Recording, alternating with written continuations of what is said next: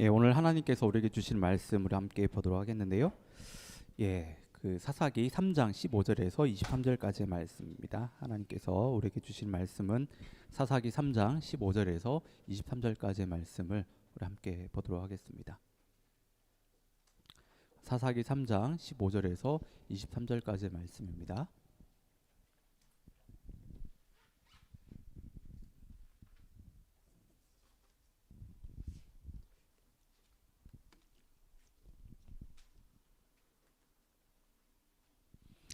한 절씩 우리 교독하도록 하겠는데요. 제가 먼저 15절 읽도록 하겠습니다.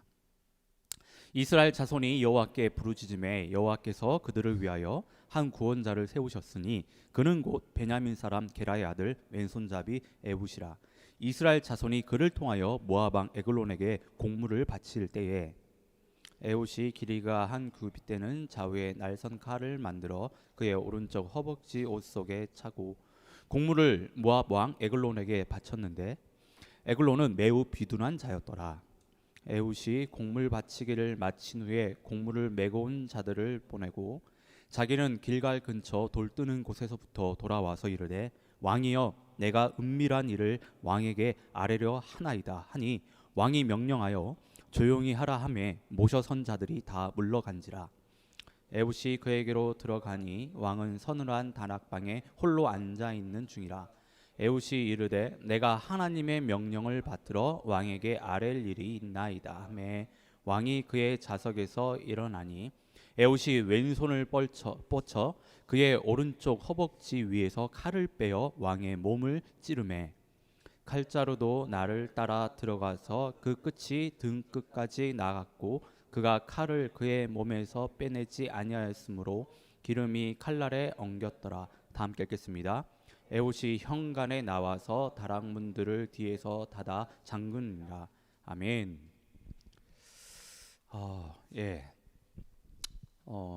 지난주에 말도 많고 탈도 많은 이제 카타르 월드컵이 개최가 됐습니다. 지금 한창 월드컵이 지금 진행 중에 있는데요. 월드컵이 이제 시작되면서 그 전부터 이제 많은 전문가들과 도박사들이 이제 우승팀을 예측을 합니다. 어떤 팀이 어떤 나라가 이번 월드컵에는 우승할 것 같다라고. 여러분들 혹시 이번 월드컵에서 어느 나라가 우승할 것 같으세요?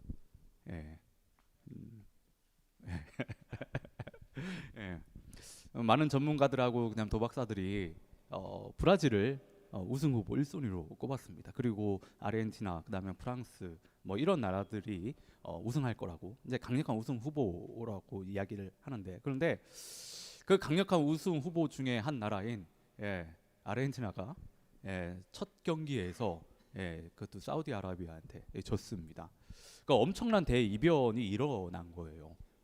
거의 모든 사람들이 아르헨티나가 이길 거라고 봤는데 1대1로 졌어요. 그것도 역전패를 당했어. 역전패를 당했습니다. 그리고 일본도 축구 강국이라고 할 수 있는 독일을 이겼는데 이는 전혀 예상하지 못한 결과죠. 전혀 생각하지 못했던 그런 결과입니다.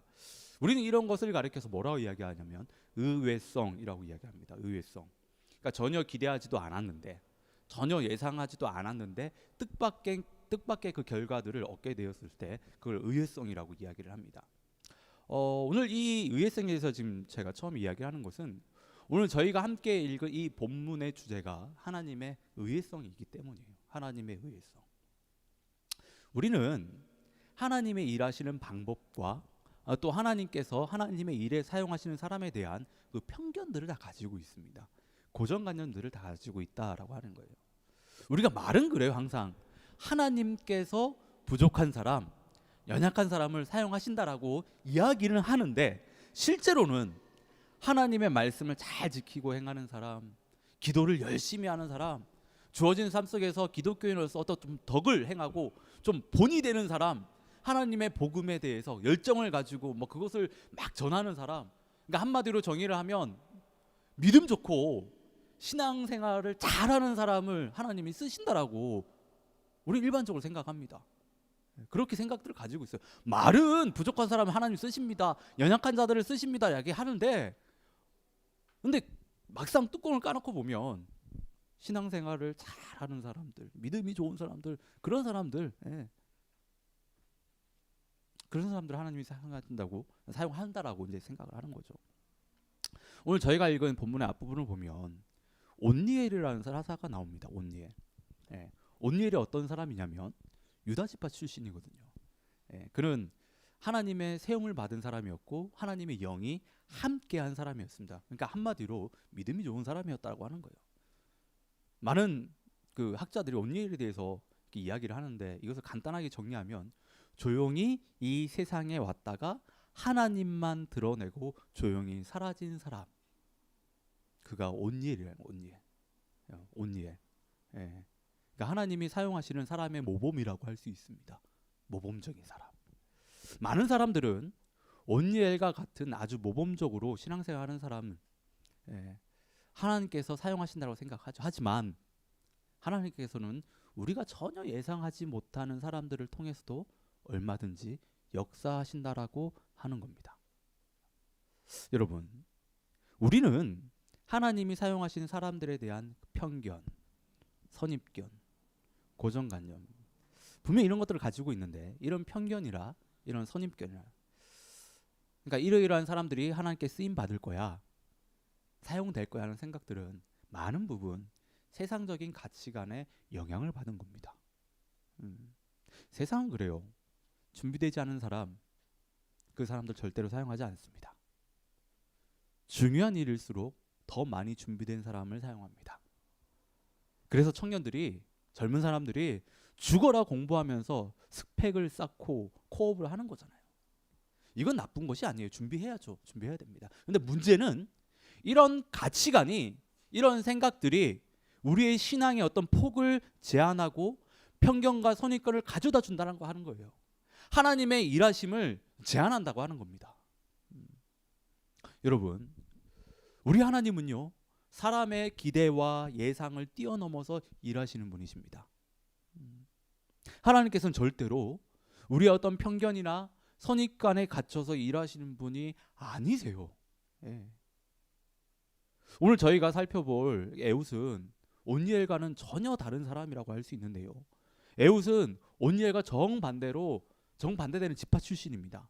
그 역시 온니엘처럼 용사로 훈련을 받았지만 그는 자신의 존재 목적을요, 용사로서의 어떤 그런 삶을 전혀 살지 못했던 그런 사람이었어요. 12절을 보면 이스라엘 백성들이 또 하나님 앞에서 큰 죄를 짓게 되는데 사사 온니엘을 통해 메소포타미아 왕으로부터 구원을 해주셨는데 사사 온니엘이 죽자 이스라엘 백성들이요, 하나님의 은혜를 잊어버리고 하나님 앞에서 또 죄를 짓는 겁니다. 그래서 하나님께서는 모압 왕 에글론을 준비시키십니다. 이스라엘 백성들을 심판하기 위해, 그들을 벌하기 위해서요, 하나님의 심판의 도구로 하나님은 모압 왕 에글론을요 아주 강력하게 만들어 버리세요. 이 모압 왕 에글론은 얼마나 강해지냐면 모압 왕 에글론이요 연합군과 함께 종려나무 성읍이라고 하는 그것을 점령해 버리는데, 이 종려나무 성읍이 뭐냐면 어디를 가리키냐면 여리고성을 가리킵니다. 당시요 여리고성은요 그 누구도, 그 어느 나라도요 쉽게 점령할 수 있는 그런 성이 아니었습니다. 천의 요새였어요. 군사적으로 아주 완벽한 그런 어떤 방어가 되어 있는 그런 성이었습니다. 그런데 그 성을 점령했다라고 하는 거예요. 하나님이 이스라엘 백성들을 심판하기 위해서, 벌을 주기 위해서 모압 왕 에글론을요 이렇게 아주 강하게 만들어 버렸습니다. 이제 이스라엘 백성들은요 모압 왕 에글론을 섬기게 되는데 그것도 무려 18년 동안 조공을 바칩니다. 그들이 가진 것들을 계속해서 바치게 됩니다. 그것이 얼마나 힘들었던지 이스라엘 백성들이 하나님께 부르짖는 거예요. 이스라엘 백성들이 고통 가운데서 신음하고 울부짖는 소리를 하나님께서는요 들으시고 그들을 불쌍히 여기셔서 이스라엘 백성들을 구원하기 위해서 사사를 세우시는데 에웃을 세우시는 거예요. 에웃. 여러분, 이스라엘 백성들은 자신들이 지은 죄로 인해 사사 온니엘이 가져다 준 40년의 그 평화의 시대가 깨지게 되거든요. 참 안타깝죠. 그리고 그들은 그 죄로 인해서 모압 왕 에글론을 섬기게 되고 그를 통해서 엄청난 고통을 받아가면서 살아가게 됩니다. 여기서 우리가 한 가지 깨달을 수 있는 것은, 하나님께서 우리에게 말씀하시는 것은 다른 신, 왕을 섬기는 것이 얼마나 고통스럽고 힘든 일인지를 지금 이야기하고 있는 거예요. 어떤 사람들은 이런 이야기를 합니다. 목사님, 하나님 앞에서 사는 것이, 말씀을 지키고 사는 것이 너무 힘이 듭니다. 어떻게 사는 것인지 잘 모르겠어요. 예, 예, 맞습니다. 하나님 안에서 사는 거 여러분 쉽지 않아요. 그 쉽게 생각하시는 분 없으리라 생각합니다. 절대 쉽지 않습니다. 예. 죄인인 우리가 세상이 감당하지 못하는 말씀을 붙들고 하나님을 믿는 그 믿음을 가지고 산다는 것 어떻게 쉬울 수가 있어요? 그건 어려운 거예요, 어려운 거. 그런데 여러분 이걸 아셔야 돼요.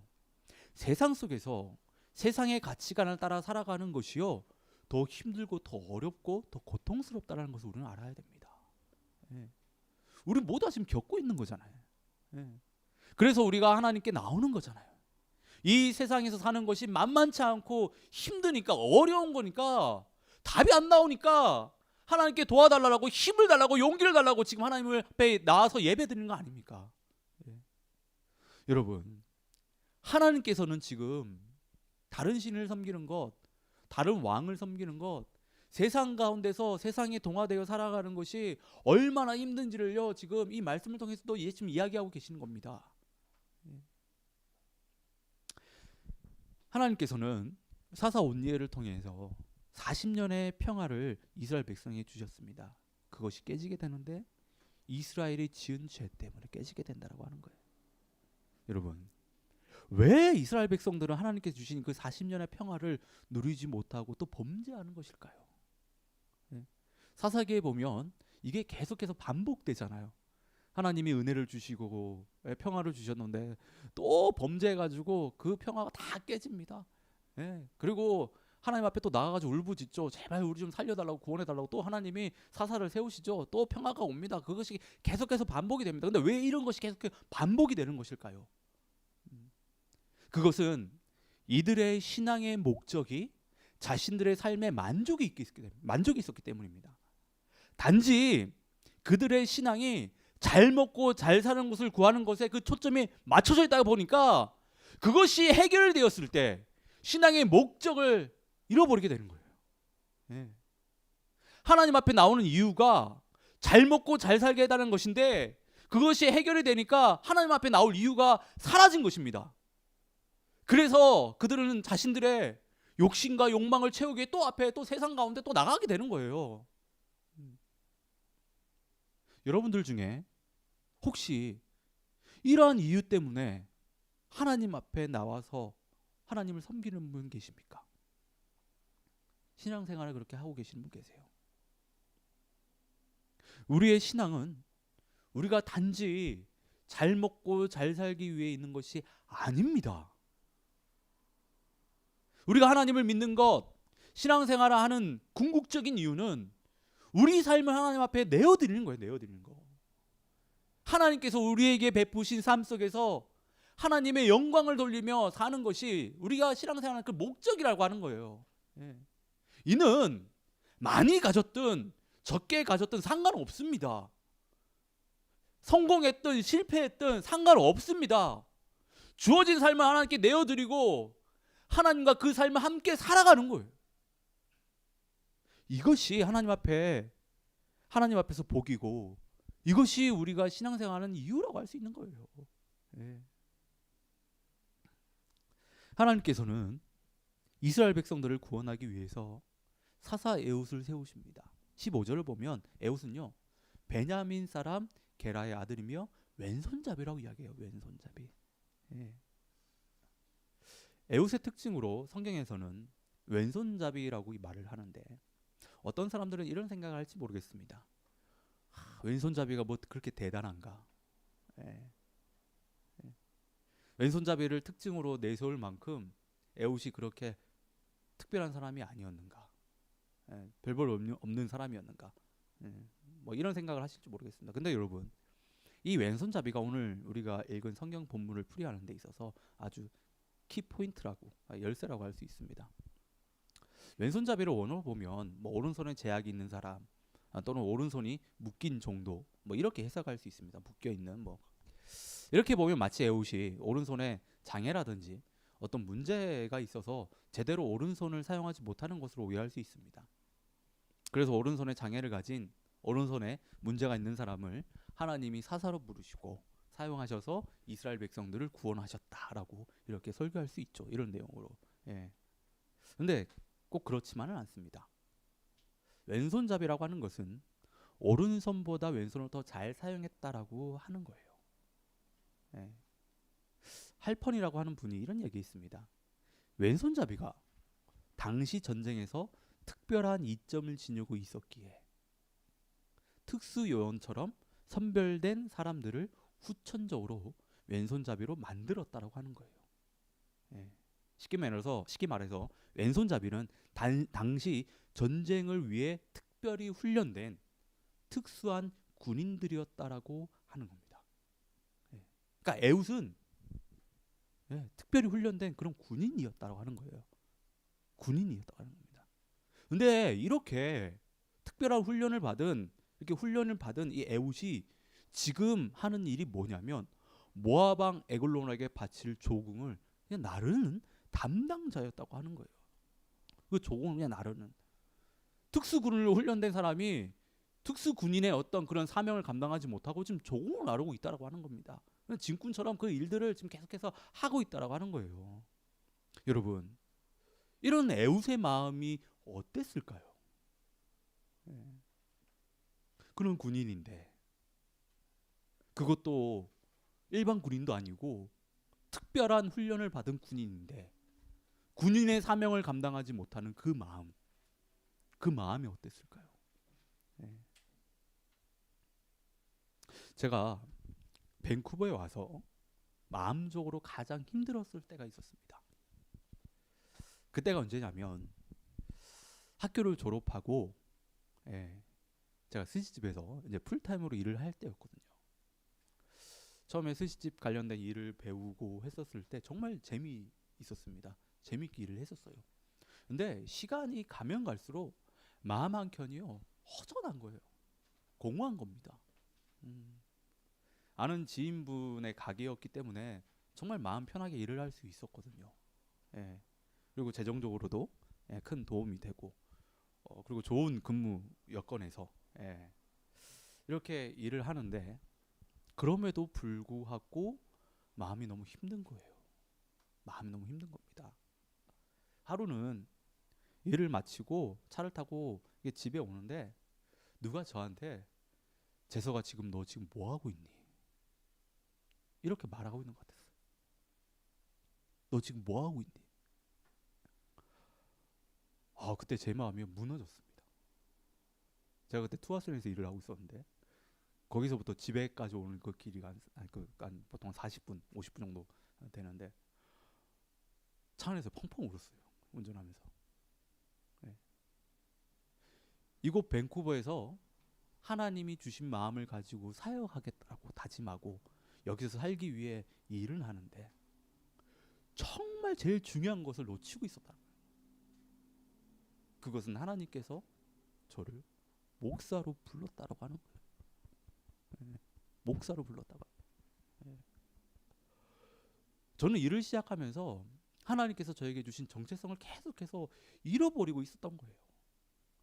정말 좋은 조건에서 일을 하지만 마음이 공허했고 시간이 가면 갈수록 행복하지가 않았습니다. 제가 오늘 본문을 보면서 하나님께서 저에게 깊은 깨달음을 주신 것이요. 그것은 세상에서 가장 연약한 자, 약한 자가 누구냐고 하는 거예요. 제가 설교 중간에 말씀드렸잖아요. 에웃이 왼손잡이인 것은 오른손에 장애가 있어서가 아니라고. 근데 이 본문을 가지고 설교하는 많은 분들이 에웃이 오른손에 장애가 있다라고 그런 장애를 가진 약한 자를 하나님이 사용하셨다라고 말합니다. 물론 이렇게 설교할 수 있습니다. 이게 틀리지 않습니다. 충분히 그렇게 생각할 수 있습니다. 근데 저는 오늘 본문을 보면서 깨닫는 바는 정말 연약한 자가 누구냐고 하는 거예요. 정말 약한 사람이 누구냐고 하는 거예요. 그것은 육신이 약한 사람이 아니라 장애를 가진 사람이 아니라 자기가 누구인지 모르는 사람이라고 하는 거예요. 자기가 누구인지를. 여러분, 내가 누구인지를 모르는 사람, 나의 정체성을 잃어버리고 나의 아이덴티티를 잃어버리는 그 사람, 자신의 존재 이유를 잃어버린 사람이요, 이 세상에서 가장 연약하고 나약한 사람입니다. 왜냐하면 그들은 삶의 의미를 모르고 살아가고 있기 때문에. 그들은 살아도 사는 것 같지가 않고 늘 공허함과 허전함 속에서 살아갑니다. 뭔지 모를 패배감이 휩싸여서요, 세상 가운데서요 이리저리 방황하며 살아갑니다. 왜냐하면 자기가 누군지 모르니까. 자신의 정체성을 잃어버렸으니까. 자신이 가야 할 길을 알지 못하니까. 자신이 이 세상에서 존재해야 하는 그 이유, 존재의 목적을 잃어버렸으니까 방황할 수밖에 없는 거예요.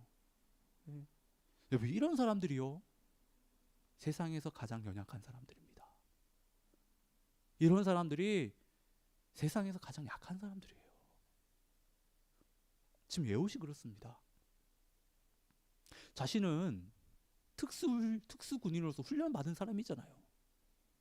그가 감당해야 했던 일은 조공을 지금 나르고 있다라고 하는 거예요. 이 일을 하면서 그가 얼마나 힘들었을까. 네. 그 마음이 얼마나 무너져 내리고 얼마나 힘들었을까요. 네.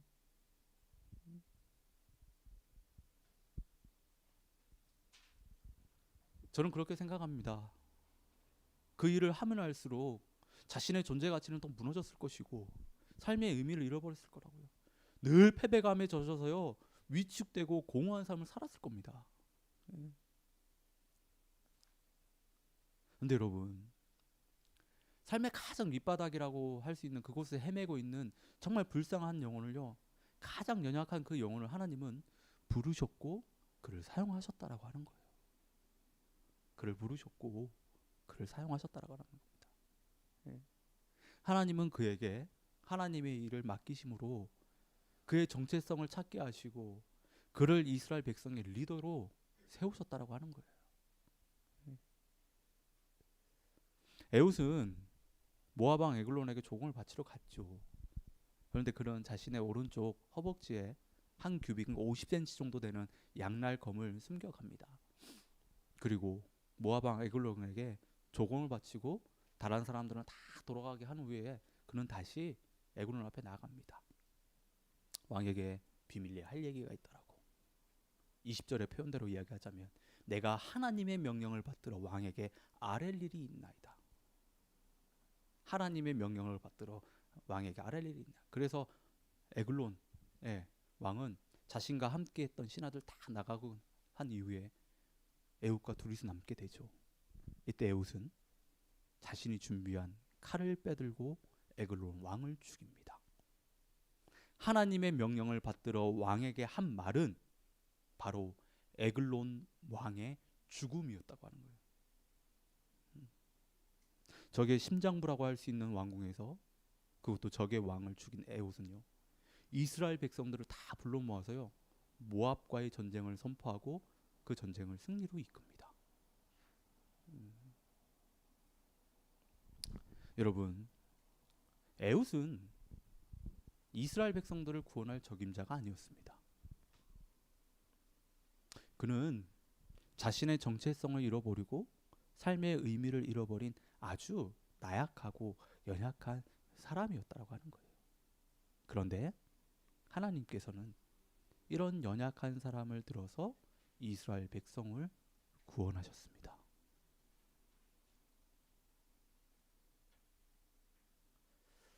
여러분, 여러분들은 지금 여러분들이 누구인지를 아십니까? 여러분들의 정체성, 아이덴티티를 온전히 가지고 그것을 지키며 지금 살아가고 계십니까?